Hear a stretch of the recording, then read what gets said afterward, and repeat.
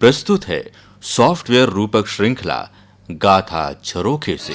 जन जीवन झाके गाथा झरोखे से, जन जीवन झाके गाथा झरोखे से, सारा जग झाके गाथा झरोखे से, सारा जग झाके गाथा झरोखे से, जन जीवन झाके गाथा झरोखे से।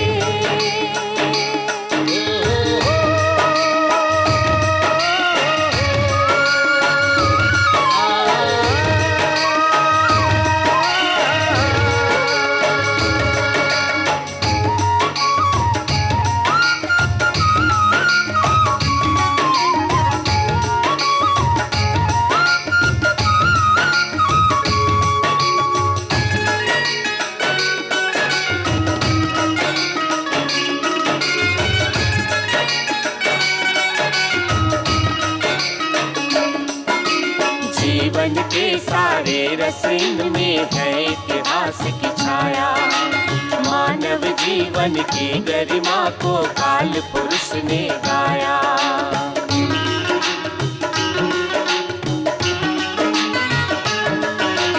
जीवन के सारे रसन में है इतिहास की छाया, मानव जीवन की गरिमा को काल पुरुष ने गाया।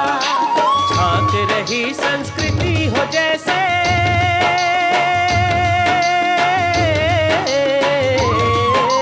झांक रही संस्कृति हो जैसे गाथा झरोखे से, जन जीवन झांके गाथा झरोखे से, जन जीवन झांके गाथा झरोखे से, सारा जग झांके गाथा झरोखे से, सारा जग झांके गाथा झरोखे से, जन जीवन झांके।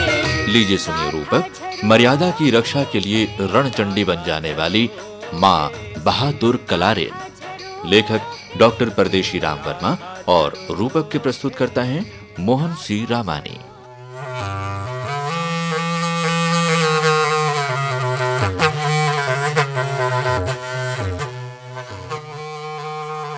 जय हो भैया, बढ़ेरा बसगिर भैया, जय हो।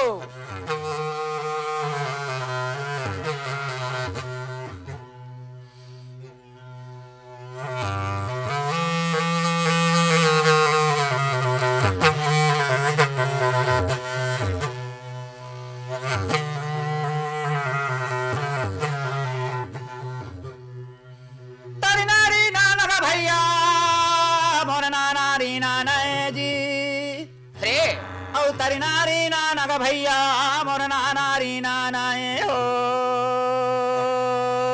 वाह काका जी बोले।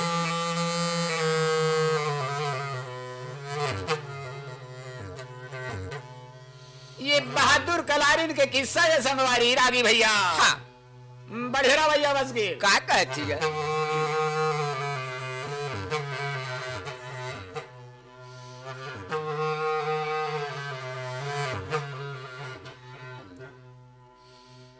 चंदा के बैरी कारी बजरी भय गारा मारन के बैरी ये तलवार जी।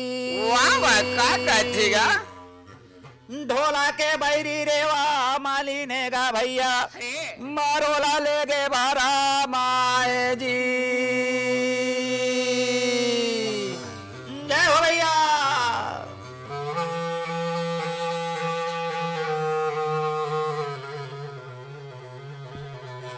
हरे हरे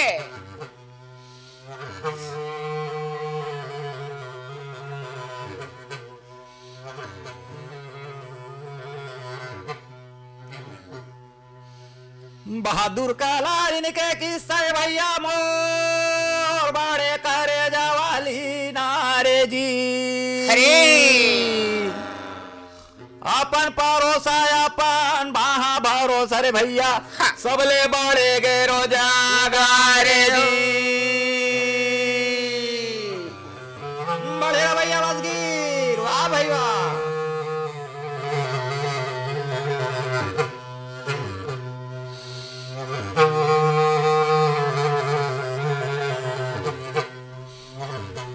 छत्तीसगढ़ में प्रचलित लोक कथाओं में सोरर गांव से जुड़ी ये कथा बहादुर कलारीन की कहानी है। इस कहानी में स्त्री के साहस, उसके अपूर्व सौंदर्य और स्वाभिमान का विस्तार है।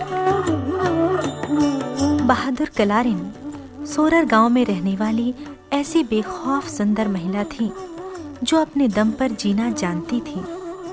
किसी की छाया बनकर पुरुष के संरक्षण में जीना उसने स्वीकार नहीं किया। सोरर गांव में उसने महुए से शराब बनाकर बेचने का व्यवसाय शुरू किया। तत्कालीन महिलाएं सिर पर दूध दही का मटका लेकर गांव-गांव बेचने के लिए जाती थी। तब बहादुर कलारीन ने एक ऐसा व्यवसाय चुना जिस पर पुरुषों का एकाधिकार था। लेकिन बहादुर कलारीन ने अपना नाम सार्थक करते हुए एक ऐसा व्यवसाय चुना जिसे आज भी पुरुषों के वर्चस्व का व्यवसाय माना जाता है। बहादुर कलारीन अपने गांव के बाहर पत्थरों से बने एक मजबूत मकान में रहकर ये व्यवसाय चलाती थी। सामने खुला मैदान आज भी है। आसपास के लोग वहां आते और मधुपान करते।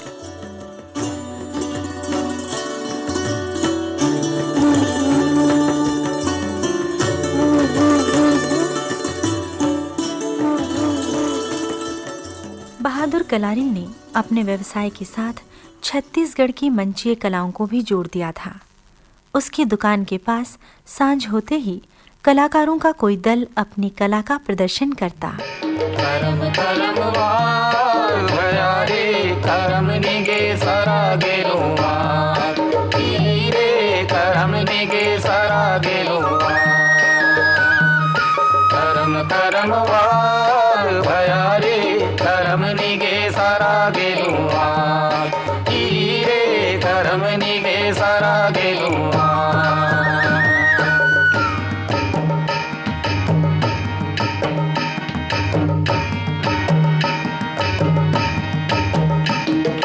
सानीम सानीम लग याद भया मोर जुआ बाडोर जी की नायो सानीम सानीम लग याद भया मोर जुआ बाडोर जी की नायो नमका सानाल नमकी डाराल झाय झाय डारे रे करम रे डारे या नमका सानाल नमकी डाराल झाय झाय डारे रे करम रे डारे या सानीम सानीम। लेकिन सब कुछ यूं ही नहीं मिल जाता। बहादुर कलारीन के व्यवसाय को देखकर और उसकी सुंदरता पर रीझकर कई धनपतियों ने यह सोचा कि उसकी देह से भी खिलवाड़ संभव है। मगर बहादुर कलारीन ने ऐसे अवसरों पर चंडी का रूप धारण कर वासना में डूबे ग्राहकों को ऐसा पाठ पढ़ाया कि दूर दूर तक ये बात फैलती चली गई कि बहादुर कलारीन एक वीरांगना है। अपनी अस्मिता और इज्जत की रक्षा करने के लिए जान भी दे सकती है।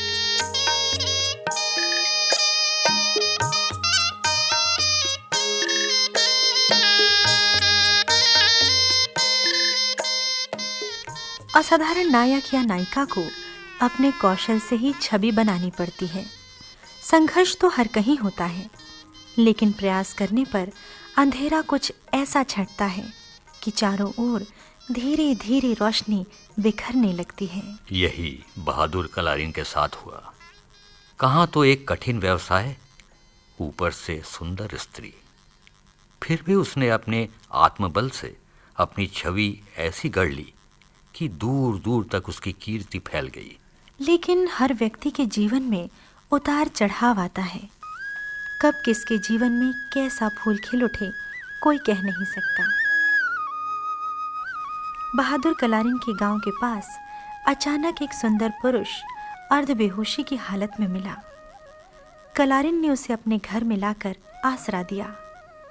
वैद्यराज की सेवा से 3 दिनों में वह पूर्णतः स्वस्थ हो पाया। मान्यता है कि राजा ने वन में भूलन नामक घास को पांव से स्पर्श कर लिया।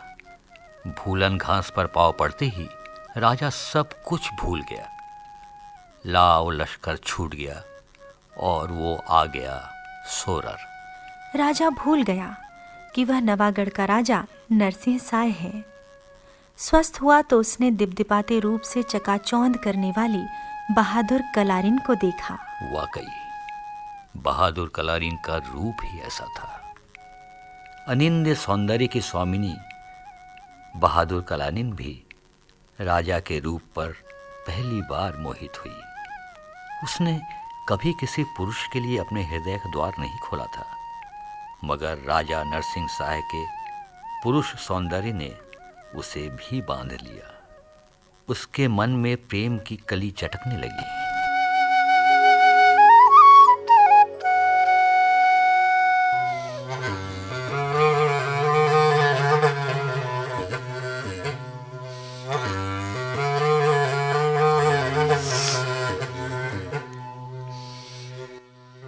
जामाता देखो मैं तो कटही के बीरवा रे, कटही के बीरवा मौराता देखे मामा डारे हो। औ करसा भी हवत देखे ओ सिर पर सरीला, ओ बोरे बासी औ तुम सागे दी हे।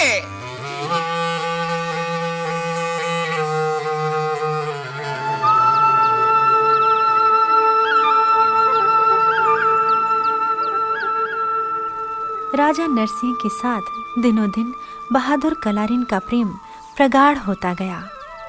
गांव के बाहर वन में दोनों उन्मुक्त विहार करते। राजा यद्यपि भूल गया था कि वह नवागढ़ का राजा है, मगर अपने जीवन के इस विचित्र रंग को देखकर चकित भी था। वह समझ नहीं पा रहा था कि कैसे वह एक पल में ही बहादुर कलारिन का हो गया। वह सोचता था, ये शिला सा वक्ष, ये चट्टान सी मेरी भुजाएं, कांपता है कुंडली मारे समय का व्याल। मेरी बाह में मारुत गरुड़ गरुराज का बल है, पर न जाने बात क्या है। इंद्र का आयुध पुरुष जो झेल सकता है, सिंह से बाहें मिलाकर खेल सकता है। शक्ति के रहते हुए असहाय हो जाता, नारी के आगे महज निरुपाय हो जाता। मैं तुम्हारे हाथ का लीला कमल हूँ, प्राण के सर में उतरना चाहता हूँ। मैं तुम्हारे बाण से बिंधा हुआ खग, वक्ष पर धर शीश मरना चाहता हूँ।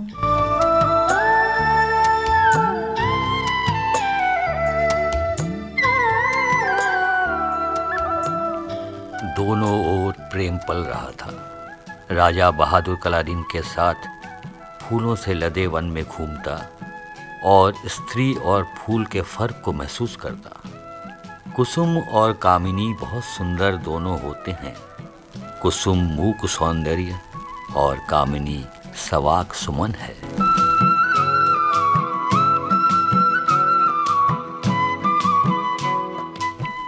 कुछ इस तरह दिन बीते कि पता ही नहीं चला। वन में घूमते हुए राजा का पांव पुनः भूलन घास पर जा पड़ा। मान्यता है कि पुनः भूलन घास पर पांव पड़ते ही स्मृतियां फिर ताज़ी हो जाती हैं, भूली बिसरी बातें याद हो आती हैं। राजा का पांव भूलन पर क्या पड़ा, उसे सब कुछ याद हो आया। राजा चिंतित हो गया। उसे देखकर बहादुर कलारिन ने पूछा कि किस बात की चिंता है। राजा ने कुछ नहीं कहा। अचानक एक दिन राजा बहादुर कलारिन को छोड़कर चला गया। रह गई बहादुर कलारिन। राजा अपना अंश बहादुर कलारिन के पेट में छोड़कर चला गया, राजपाट संभालने। रह गई अकेली बहादुर कलारिन।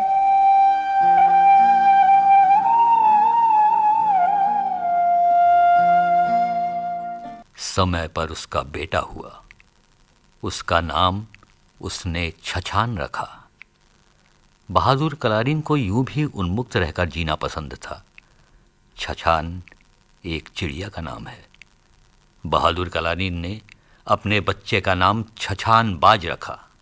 लेकिन राजा लौटकर फिर नहीं आया। राजा को बहादुर कलारिन भूल ही नहीं पाती थी। उसका साहस ही था कि वो बच्चे को पालने लगी। गांव के लोग बच्चे को दोगला कह देते। बच्चा छोटा था। चोट बहादुर कलारिन के सीने पर पड़ती। लोक मान्यता के खिलाफ जाकर प्रेम करने वाली बहादुर कलारिन आखिर क्या कर सकती थी? वो राजा के प्रति भी ईमानदार रही और एक माँ के रूप में भी वो पूरे प्रभाव के साथ जी रही थी। लेकिन अब भी उसे राजा के लौटने की आस थी।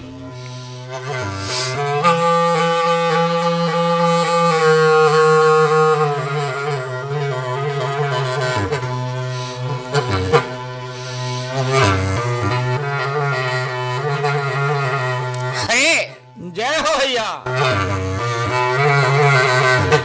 मन मारे ममता मारे रामा मर मारा जाए शरीर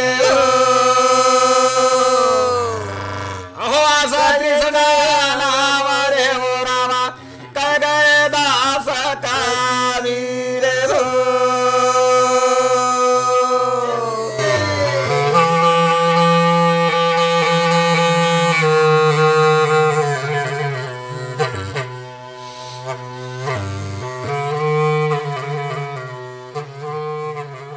धीरे धीरे छछानबाज बड़ा होता है।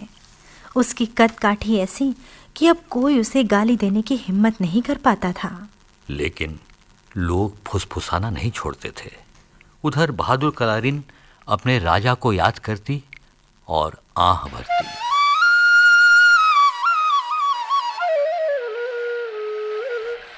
छछानबाज की जवानी कुछ इस तरह छलकी कि उसने एक के बाद एक लगातार शादियों का सिलसिला शुरू कर दिया।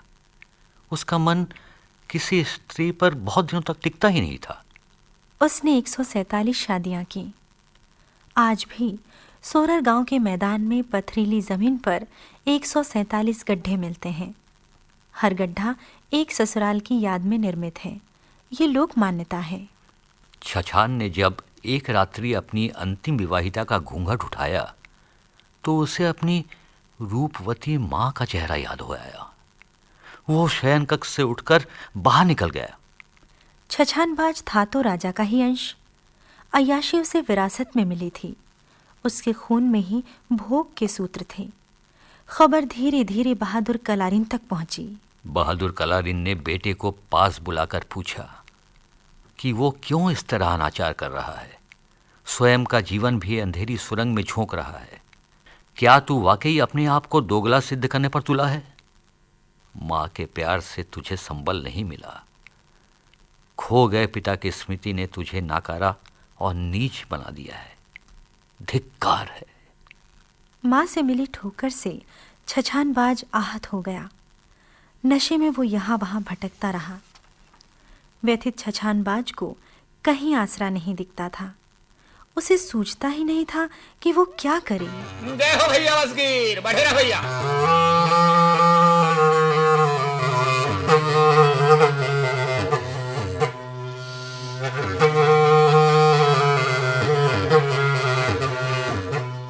छोटे लकड़ी माँ मोर बढ़ाइयो वे रागी नीते छोटे डोली माँ किसान जी औ छोटे पुर खमाती वही रोवे रागी भैया औ हो गए जैसे के मारे बिहाने हो। हरे हरे जय हो।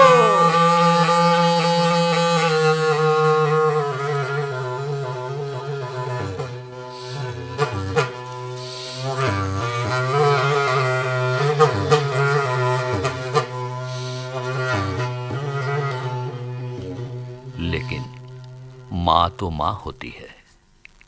उसने छछानबाज को बुलवा लिया। पूछने पर छछानबाज ने कहा, माँ, मैं तुम्हारे सौंदर्य के आगे कुछ नहीं देख पाता। तुम्हारे होंठ, तुम्हारा माथा, तुम्हारे गाल, आगे वो कुछ कहता कि एक भरपूर झन्नाटेदार तमाचा छछानबाज के गालों पर पड़ा। वो अपनी माँ के हाथों दंड पाकर भी विचलित नहीं हुआ। बहादुर कलारिन ने कहा कि दुष्ट शब्दों की मर्यादा भी नहीं जानता। छछान ने कहा, माँ, जानता हूं। छछान ने साफ कह दिया, हर स्त्री तुमसे कमतर रूपवती लगती है, क्या करूं? तब बहादुर कलारिन रणचंडी बन गई। उसने नशे में धुत अपने पुत्र को घसीटना शुरू कर दिया। पास ही एक कुआं था, पानी तलातल भरा था कुएं में। बहादुर कलारिन ने बेटे के गले में पत्थर बांधकर उसे कुएं में ढकेल दिया।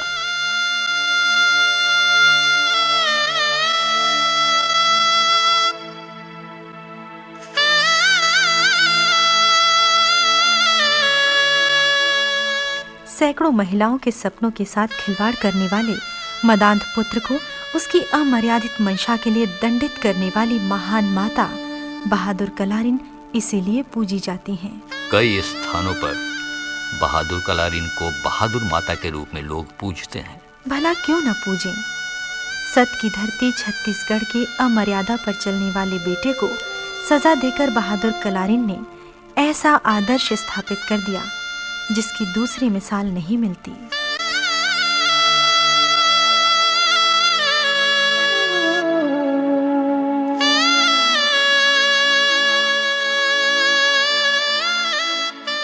अभी आप सुन रहे थे रूपक, मर्यादा की रक्षा के लिए रणचंडी बन जाने वाली मां बहादुर कलारिन।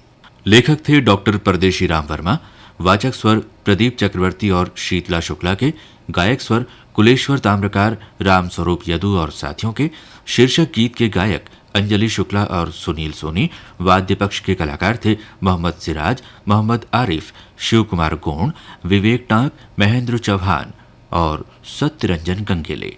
रूपक के प्रस्तुतकर्ता थे मोहन सी रामानी। जन जीवन झाके गाथा झरोखे से, जन जीवन झाके गाथा झरोखे से, सारा जग झाके गाथा झरोखे से, सारा जग झाके गाथा झरोखे से, जन जीवन झाके गाथा झरोखे से।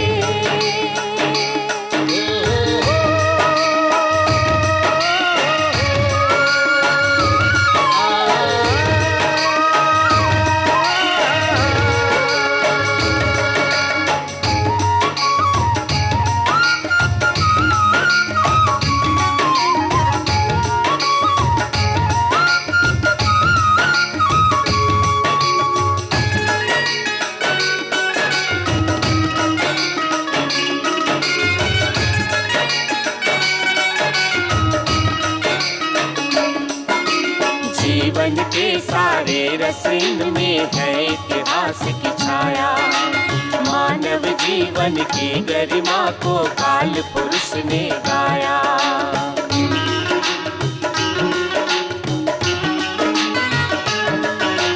जीवन के सारे रस इनमें है इतिहास की छाया, मानव जीवन की गरिमा को काल पुरुष ने गाया। झांक रही संस्कृति हो जैसे,